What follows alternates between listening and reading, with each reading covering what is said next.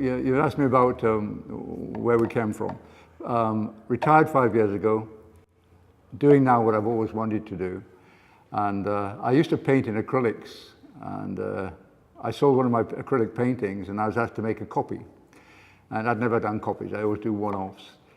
And I didn't know how, and I just said that, I don't know how. I said, well, I'll go away and I'll experiment and see what I can do. And the idea was I'd cut a stencil and spray paint through the stencil. And cutting the stencil was a nightmare. I had hair before I started, look at me. And yeah, so I started cutting the stencil and realized that was impossible. But I thought, what if I changed that process round? What if I, instead of cutting a hole in a piece of material and spraying paint through it, I used the colored material and peeled away what would be the stencil. And vinyl was an ideal choice. So I tried it, it worked, and I've done it for 5 years. And this is the progression. It's a learning curve. I've looked on the internet to see who else does it. Can't find anybody. So it's either a niche or I'm very lucky.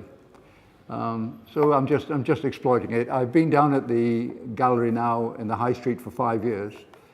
And the fact that I'm selling some of them, not all of them, but some of them, that's indicative that it's a style of art that people like. And I think they like it because you can actually touch it. You can't walk into a gallery and do this to a watercolor. Well, you can, but you'd be thrown out the gallery. But you can do that with my stuff. And I actually put notice up, you know, it's okay to touch.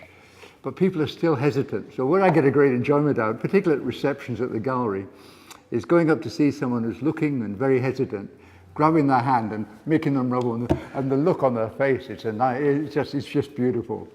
But it works, and I think that encourages people to see that it's a new type of art.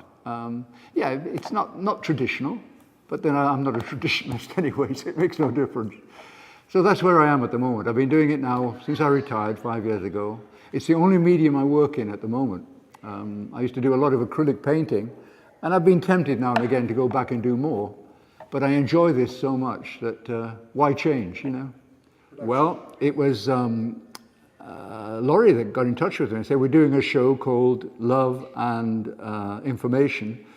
And she said, would you mind doing some artwork for the lobby? And I said, well, yes, I'll gladly come along.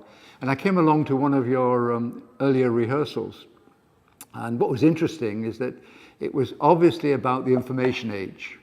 And it was about the fact that we've lost the idea of communicating with one another. And she said, you know, you can interpret that any way you want. So I did. And that's what this results in. And I was scared at first that my interpretation might be completely wrong. But apparently it's not, so it's good. It's all about the fact that people now are more interested in these little boxes in their hands than they are about talking to each other. And that's what I've tried to put into these paintings in different ways. Art's my form of communication, if you like. If you interpret it that way, you can. I try to talk to people through my art. And I think and I hope that that's a nice way to communicate, because people then can understand what you're trying to say.